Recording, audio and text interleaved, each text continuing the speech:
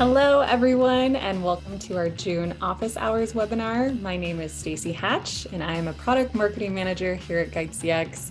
We're so excited that you've taken the time to join us today and talk about recently released product features with members of our product and business intelligence teams. If you're new here, you're a first timer, thanks for joining us. And if you've been before, welcome back. We have a great team on today's call. If you've been on before, you might recognize Cameron Crossett. He's a member of our product team. And then we have two first timers to office hours with Elliot and Alma.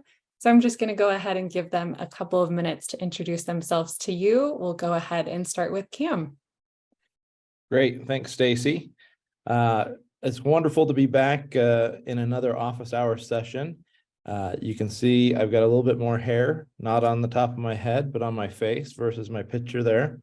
And really excited to share with you some of the things that my teams have been working on.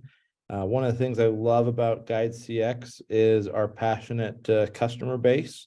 You guys are great at providing feedback, getting on calls, letting us know your workflows, and that has really led to helping us hopefully make products and enhancements and features that help you better. And just really proud of some of the efforts from my team over the last quarter and some of the big unveiling that we get to do today. Hey everybody, Elliot Leonard here. I am a business intelligence engineer here at GuideCX, and I'm excited to join the webinar to be talking about integrations. I absolutely love integrations. I love an integrated onboarding experience, and so I think this will be a very good webinar, and I'm excited.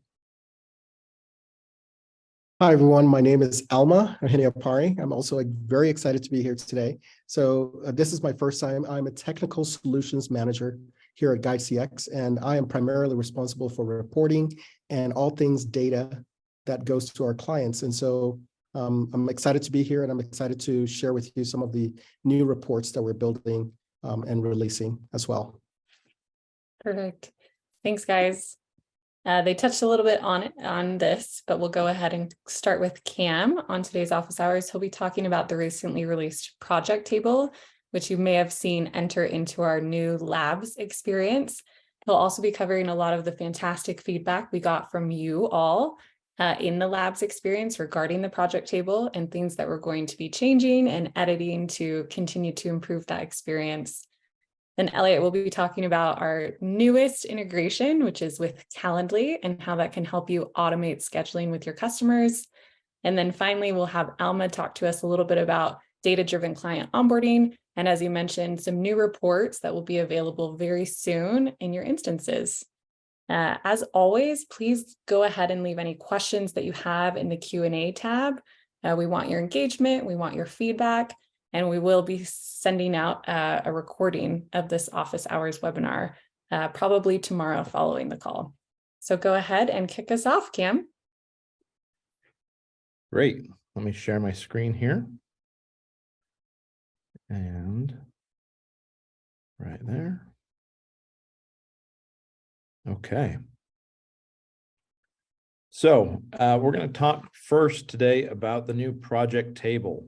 So this has been in the works for a little bit. I want to talk a little bit about the why we built this, why we felt now is the time. Then we're going to get into what it is, some of the differences in the new functionality. We're going to talk about how you can get in and enable this and what our experience has been with the new labs feature.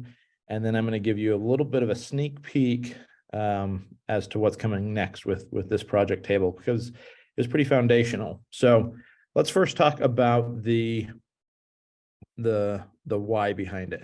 The number one reason for creating this project table was to try to improve performance.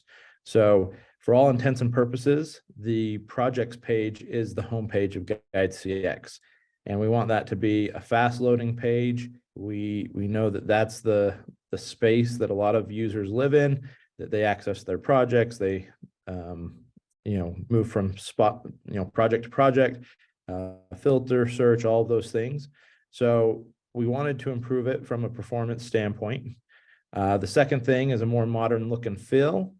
You can see that in the design, and then also it's foundational. And I want to talk about that a little bit more. So I'm going to come back here to the projects page, and you can see that it's got that modern look and feel. I'm going to go ahead and collapse my navigation here just so that I can have a little bit more of the real estate on my screen. And what we've got here is this new projects table. As I talked about, that look and feel, things are a little crisper, a little easier to see. It is a more expanded view, but that's intentional. So there's one thing to know about right out of the gate, and that is that we've anchored this left-hand column of project name, and we've enabled a horizontal scroll. So if you were to log in, you might think, hey, that's the end of the columns there, but we have this horizontal scroll that enables you to see all of the data there. Now, we'll get to why that is that way a little bit more with the sneak peek. I know that in our old project view, that one of the benefits was being able to see everything in one spot, but for where this is going and the enhancements that are coming, this horizontal scroll is a necessary item and will actually unlock quite a bit of power and flexibility in the table. And so couple of things to be aware of. This is not just the new table. Obviously, we had to kind of do all the pieces. So there's a new project creation, the filters and the exports and all of that were redone. Initially, this is a one-to-one match with our pre-existing functionality in our legacy page, and then the major changes around project creation. So really, really clean. I like our drop downs, everything with our status change reasons of being able to get in and view and edit those. That's a feature that I worked on from back in the day. So I always love to give that a little shout out and a little bit of love. Our tags, we still have those in place, but I want to jump into the project creation because that is where some of the most significant changes have happened in regards to flow. So if I come in here and I create a project, I'm going to do office hours V2. Whoops. Office hours V2. I'm going to make myself the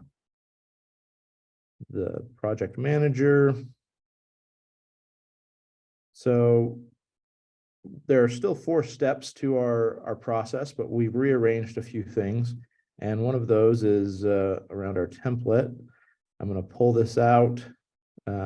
This is the template I'm going to use. I'm going to keep going for our timeline. I've got my forecasted end date there. And then we get to this last piece about adding a customer. So I've got this customer that I want to add. And at this point, if I create my project, it used to be that we would have this pane stay open, and it was something where you would have to sit there while everything was creating, and we kind of held you hostage a little bit, and we didn't love that. We wanted to allow you to get in, get to work. This one, obviously, you can see in the background that this one created rather quickly, and so it used to be with the old one, you would have the option down at the bottom for going directly to the project or inviting team members. We have just taken you straight to the project, but we've given you this pop-up that lets you know, hey, let's go ahead and add team members. And if I do this addition of the team members, it takes me straight to the team tab with this drawer out ready to go to where I can start adding team members in. One of the things to know is that if you're building a larger project and it's taking a little bit in the background, essentially we've shifted that building process so that you can navigate around, you can do what you would like to do while we're still building in the background. So you can come in and you can start to invite customers, and the The only thing that I'll mention is that we do disable this assign all customer tasks while things are still being built. We wouldn't want you to think that all of your tasks have been assigned when really they haven't all been populated yet. So you may have a time when this is disabled momentarily while it's still being built, but we really want you to be able to get in, start inviting customers, adding them in, and being ready to go. And so that's a significant change. There's if you ignore the addition of team members, there is a chance to still do that, obviously, but we pride ourselves on being able to engage. That's part of what makes us different from other onboarding tools or project management tools. It's that blending of those things coming together for that engagement piece. Now, Cam, let me also just add, just on that note, if you saw the stat that was called out on the pop-up of added team members, when you have 5 or more customer users added and invited to a project, we see on-time completion of your projects of over 90%. And that percentage of on-time completion does drop when you're inviting fewer customer users. So if you've been on any webinar with our CEO or members of our team, you'll hear that there are 3 personas really to invite into a project: a check signer, your individual contributor, and a customer power user, and then aim to have each of those personas filled and 5 or more customer users added to a project. wonderful. Thank you, Stacy. That's a great call out. That's one of those stats that when we first heard about it as a product team, we were like, wow, we have to make sure that our users know about that, because we want projects to be finished on time. We want to reduce the amount of time it takes for you to run a project. And so that is part of why we made that front and center. So that's a great call out. I want to jump to how you can have this table and enable it. And so one of the things that is new is this brand new labs experience. And so in the past, as we've built tools and products and enhancements here at GuideCX, we've had betas, but those have mostly been based on either customers that we've talked to that have said, hey, I'm interested in doing that when it's ready. And we have taken that and now given that and put that in your hands so that you can be in total control of your experience. And so this brand new labs feature allows you to toggle on and off the features that we're going to beta test and that we're working through. A couple of things to know. These are obviously the toggles for things being on and off. These refreshed email templates look amazing. I hope you've had a chance to look at those. This is the enhancement that we're talking about, this new project table. There's a help article if there are things that you want to know or information that you want to share with your teams. The other thing is that up in this description, as we talk about, hey, this is a beta, we know that there's still some room for improvement. We give you a spot to give us feedback. So if you click that link, that is going to put you onto this page where you can pick to give feedback for either enhancement.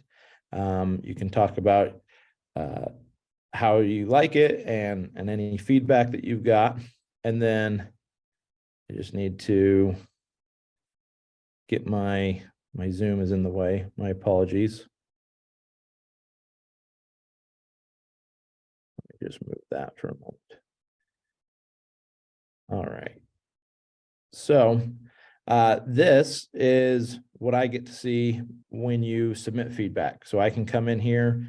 It looks very similar. This is my view on the back end where I can see people that have contributed feedback.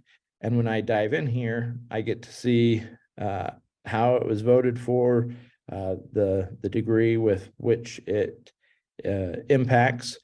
But my biggest thing are these comments. And so I read every single one of these comments. I replied to some of the initial ones when we were in the first 24 to 48 hours of this being turned on. But really the thing that I like to highlight here is this experience here with Janet. You can see that when we launched this on June 8th, she had an experience where we were having an issue with the infinite scroll for her. She knew that she had 23 projects, but she could only see the first 10. And that was just an issue with our infinite scroll. But she alerted alerted us to it. We were able to get in and fix that right away. Her later feedback isn't until June 21st. We fixed it in 24 hours, 48 hours, but her being able to say, hey, I had issues with it, not showing the project. I see that that's been taken care of, and she's been able to re-enable the table so that she can go through and do that.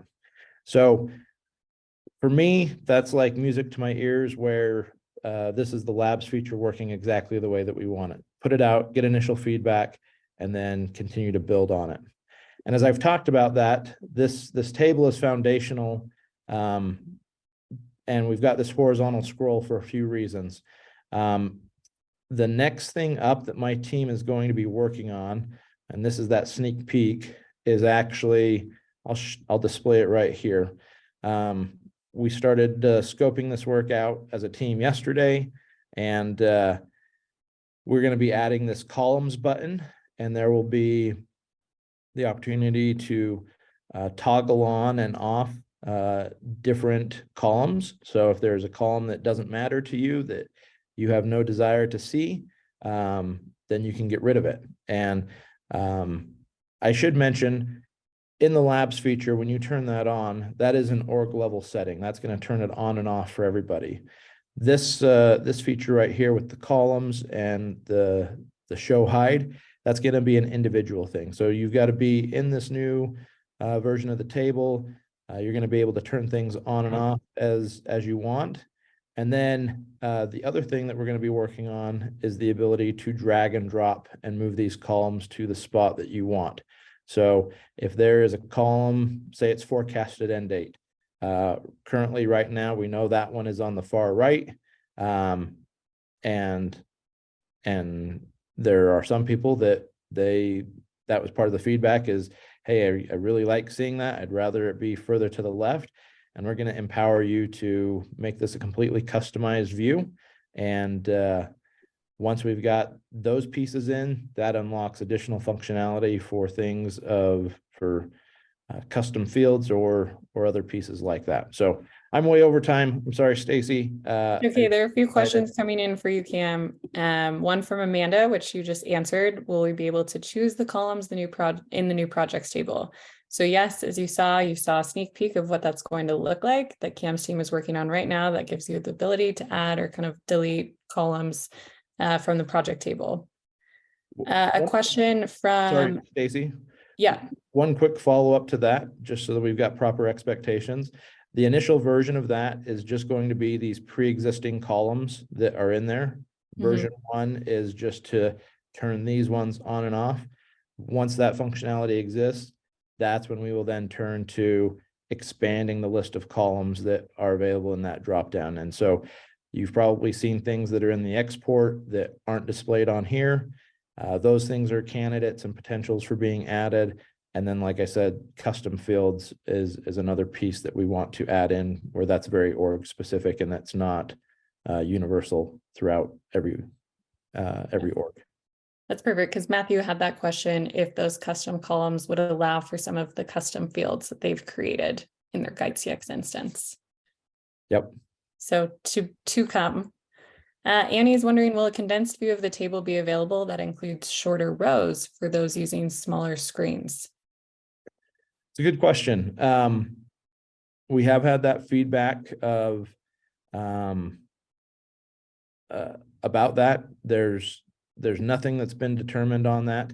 When it comes to our infinite scroll and seeing things that way, I think what we've talked about, as an example, yesterday we actually had a conversation around this pending projects item up here, and some of this space of potentially reducing the real estate up here to allow for more rows to be visible. So there's nothing imminent, but we are having those conversations because that's also been part of what we've had in the labs feedback. So a couple other questions from Fritz. He said, is this an individual custom view? So the part that will be individual and customized is with the add and remove columns. So if you turn on the feature in our labs, that's going to be for the entire org. Everybody has to be on the new table or the old table. But once you're on this new table, and when we finish those enhancements of the add remove, that is going to be a personalized one. So if someone is an individual contributor or a project manager and they've got particular columns that they care about, that they find more value in, they could show or hide those ones. Maybe a manager has something different that they care about and they've got a show hide that's different or an order that's different. That will all be individual user base. Okay. Another question, and Fritz, you may need to expand on this unless Cameron, you have the answer, but he said, do the changes autosave now between tabs? We had to save in between each tab or the data would be lost. I think that's when you were talking about the project creation flow. Yeah, if you're on this page, let me come through here real quick, and this is not one that I want to do office hours, if I could spell. So office hours V3. If I come in here and I start on this selection process, if I get to this point and I click out of it, I'm going to be told, hey, this project is not complete. I can discard this or I can return to it. So for the project creation, you have to go through all 4 of these steps to actually create it. I'm not sure if that's what you're asking about, or if it was more along like the task drawer, because I know there are times with the task drawer where you're doing notes or something like that, and there's some. He said before, instead of cancel and next, we had a save option in the project creation flow. Let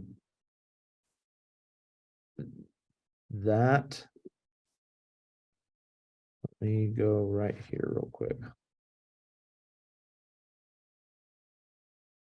Here's another question for you, Cam, as you look in. Just one last one from Janet, wondering about the width of the columns, being able to adjust those. Is that something that they'll be able to do? We've also talked about that on the resizing of them. I would say the only 2 things that are guarantees at this point are the add, remove, and then the reorder. Part of that is around the desire to get to custom fields being in place, but it is one of the things that we're evaluating. Our hope is that with that, in this case here, there's 7 or 8 different columns here. I'm just on a standard laptop that you could have your primary fields that you care most about always be visible. And I only have 3 that are off the page, but I guess a little bit of TBD. Yeah. Continue to leave your feedback, guys, as you add this new project table in the labs feature functionality, leave your feedback, because the more we see that it's a recurring theme, some of these changes you want made, we'll definitely try and place a priority on those. Cam, as you investigate Fritz's, let's go ahead and move over to Elliot to talk about the Calendly integration. Perfect. Thank you. Great. Awesome. Thanks, Cam. So I'm going to briefly talk about our new integration that we have. I am super excited about this. I think scheduling is an important part of any onboarding and implementation process. I mean, just this week, I was at a doctor's appointment trying to get an appointment with a doctor. We did this phone tag, like it's crazy, right? So I'm excited for this integration. To highlight, go high level on what the integration does. The integration is going to allow you to put a custom Calendly link on a merge tag field, and then this will get sent out via email to your customer, right? And so this will also show up in the portal view in Compass as well. It'll then take you to the Calendly page where you can schedule a meeting with the rep for an onboarding call, a kickoff call. And then where the real magic happens with this integration is that once you've done that, the integration is going to start and it's going to mark the task as complete on your side. And it's also going to provide you a note letting you know what the details are about the Calendly, right? So it'll tell you if you have questions and answers in different text fields on your Calendly link, it'll provide those for you right in the task. And so I'm really excited about this. If you want to try it out for yourself, it's available today in our recipe builder. You can go to help.guidecx.com and search for this very helpful help article. And as a fun little demo here, if you want to get started on this today, right? You're excited for this. You want to start scheduling using Calendly. If you come into your account, you can come here to Recipe Builder, and then from Recipe Builder we come to the Community Library. And so if I just wanted to type in GuideCX Calendly, we can search for that recipe. And these first two recipes are going to be the ones that you'll use. And so the help article explains that. And so I'd encourage you to take a look at that help article. But simply you would just come in here and then click use the recipe, and this will bring it into your instance. And then you could be up and running, right? This integration is really very simple, very powerful though too. I think a lot of the onboarding can slow down when we have all these back and forth. So I'm really excited for this Calendly integration. And we'd love to get your feedback on this, right? So if you'd love to submit feedback, it'd be much appreciated. Thanks, Elliot. You mentioned this, but I do love how our integrations are really saving customers time. Hopefully you're feeling that. It can be a bit of a burden to go back and forth trying to schedule a meeting. And what's nice too that he mentioned is that autocomplete of your GuideCX tasks as soon as that meeting is booked. So you're not waiting on that back and forth. You're not waiting to update that task manually, but your project continues to flow and stay in motion with that automation through integration. We are working a lot this summer. You may have seen we have kind of an integration of the week campaign going, and our team is working to build a lot of new recipes to publish to the community in Recipe Builder. So in the chat, if there's anything you are wanting desperately or some recipes, integrations you'd like to see us build, go ahead and leave us that feedback in the chat and we'll definitely take it into consideration. And then Alma, go ahead. All right, so I'm going to share a little bit about data and how we can continue to use data to enhance and create a data-driven client onboarding. So last week we had a webinar and we talked a lot about this, and what came out of the webinar were these 3 points. We collect a lot of data in GuideCX, and it is important to leverage that data in a way that allows you to do these 3 things. 1, create a customized client experience. And we want to help you use data to enable personalization and help you drive a better client satisfaction. And then also increase efficiency. And today I'll be revealing a couple of reports we've built to help you track efficiency. But the goal here is to use data as a way to drive efficiency, especially in your onboarding process, making sure that you're reducing time and costs associated with onboarding. And then finally, leveraging data for client retention. So if you have data that is basically indicating that the clients are getting a lot of value from whatever you're giving them in terms of your products or services, it's important to share that data with clients. And when you partner with the clients and share that data with them, you have a better chance of retaining that client. And so the 3 reports that I'm going to show you today have a lot to do with leveraging data to enable your onboarding. So the first report I'm going to show you here is called our task efficiency analysis report. So in this particular report, the goal here, usually when you start creating your templates, a lot of people are making guesses about how long a particular task is going to take. So the question is, do you ever come back to assess and try to understand whether those estimates are actually accurate?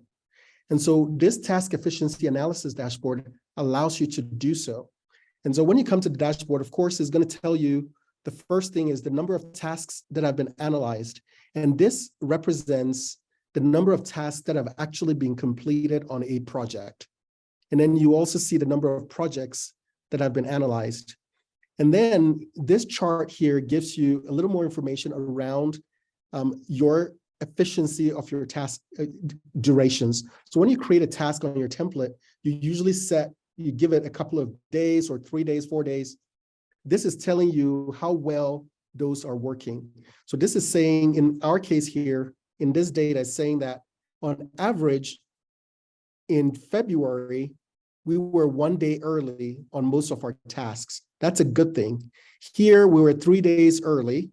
That's also a good thing, but that means you may want to adjust your data, your durations a little bit. But here in May, we were on average 8 days over schedule. So what you're seeing here is a linear regression that is telling you this is the trend that is going on. So we're increasing in our inefficiency in completing our tasks. So this is really important to help you understand, how do I need to adjust my duration to ensure people either have enough time to complete a task, or if they have too much time, how can I tighten things up so they can get through stuff more efficiently?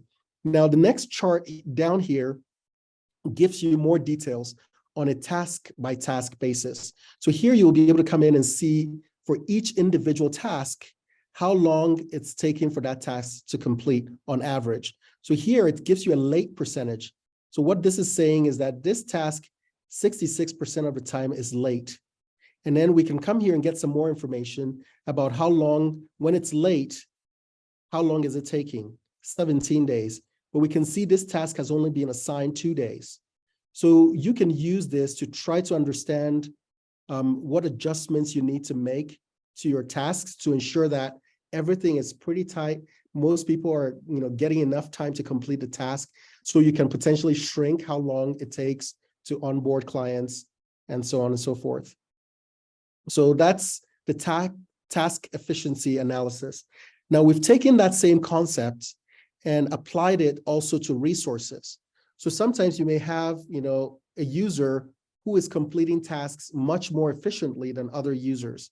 So how do you compare your users so that you know if there's someone who has figured out a shortcut or has figured out how to do something more efficiently, you can figure out who that person is and help them, train others in the team to make sure everybody is producing at that same level. So what this does is we have actually separated your users, your internal users, and your customer users. And we can see here 16 users analyzed. So here I can see each task is across here, so I can scroll through and see all my tasks that have been completed. And so for each task, it's basically comparing all my users across. So if that user has completed that task before, it's going to show up here. And then you're going to see the data around, how many times they've been late and so on and so forth. So all that data is available to you. It allows you to help your users. If someone is, potentially struggling with a particular task, you can find someone who is doing much better with it and then get that learning across your organization. And we've done that also for customers as well. So we have customers that are having struggles with certain tasks. You can identify who is struggling and then help them with those tasks as needed. Now, the final report that we're releasing as well is what I call the Project Manager Resource Center. Now, I know that most people, when they log into GuideCX, you go into the project view, and that's where most people live. But I feel like sometimes the project view doesn't give you all the information you need to truly understand where everything is sitting with your projects. And so this is a very important place you can come to as a project manager to understand kind of what is happening in my world. And is there anything that I'm missing? Do I have any blind spots? And the way you do that is when you come in here, you're going to select yourself. So just search for yourself and then set it up. Once you've set up yourself, then you can come in and it will update the table to show you everything. You can see here, we have 73 active projects. And then it's telling you out of your 73 active projects, you have 22% of them that are overdue. And then here it's showing 19 projects that have a last activity greater than 7 days. So this is very good insight that is telling you you have a lot of projects that haven't seen any movement for at least a week. It tells you the number of customers you have that you're working with. And then it divides your projects into the different statuses. So here I can see I have 15 projects that are late. And then here, this is, I think, a really important chart. It's telling us how many tasks are unassigned. So it's saying here in this particular example, 502 tasks that are internal tasks that are unassigned, 140 customer tasks that are unassigned, and then 17 third-party tasks that are unassigned. So this is something that you can do. You can click into it, get more detail about those tasks, and go and deal with them as needed. Okay, moving on. There's more detail here. It's going to tell you all your projects that you own, give you some information about them. It's going to give you what percentage of the project is completed based on the tasks. You can see individual tasks here. You can see here, it's saying I've completed 1 out of 107 tasks. And I can see whether I'm running early or running late on a project. This here means I'm late. If the number is positive, then I'm running late. If the number is negative, then I'm running under schedule. And then it will also tell you if there are any stuck or overdue tasks for that project. So you'll be able to see those pretty quickly and go and deal with those. And then when you scroll further to the bottom, the tasks here, it tells you all your tasks and the different statuses the tasks are in. These are all your internal tasks. Your customer tasks are also here. And then finally, we have 2 other charts that tell you projects that are forecasted to finish within the next 7 days. So this gives you a tactical list of projects that you need to focus on to get them complete. And then finally here, actually not finally, one more after this, but projects that are at risk. So these are projects that are technically, as you can see here, on time, but they are scheduled or forecasted to end late. So this is where you can actually make a difference for your project management by coming in here, identify these projects that are on time, but are scheduled to be late, and then deal with them. And then we also have unassigned tasks. So we saw the list of unassigned tasks at the top, giving us the numbers. Here's the detail for that. So you can come in here and see all the tasks that are unassigned and go and deal with them as needed. And then finally, we have these 2 charts that tell us for the assigned tasks, what are their statuses, what's happening. And we have internal assigned tasks and then customer or third-party assigned tasks. It tells you if they're overdue or not. It gives you a true or false for those. Now, so these are the 3 reports that are available. The first 2, the task efficiency and resource task efficiency, have been published and should be available to you right now in your reports tab. The final one, the Project Manager Resource Center, should be available next week. ETA is probably by the end of next week. That should be available in your instance as well. Perfect. Thank you, Alma. And sorry we were a bit over, but we appreciate you guys taking the time to be with us. And I love seeing a little glimpse at that reporting, particularly that kind of management dashboard. I know that's something we've been hearing a lot from customers. They'd like to be able to go in and see the information and reporting that's just relevant to them on what they need to be doing, what they need to be improving. And so, Alma, thank you so much for sharing that. And thank you all for joining today. We appreciate your feedback and for being just wonderful customers. And we hope you have a wonderful holiday weekend and week into next. See you later. Thanks, everybody.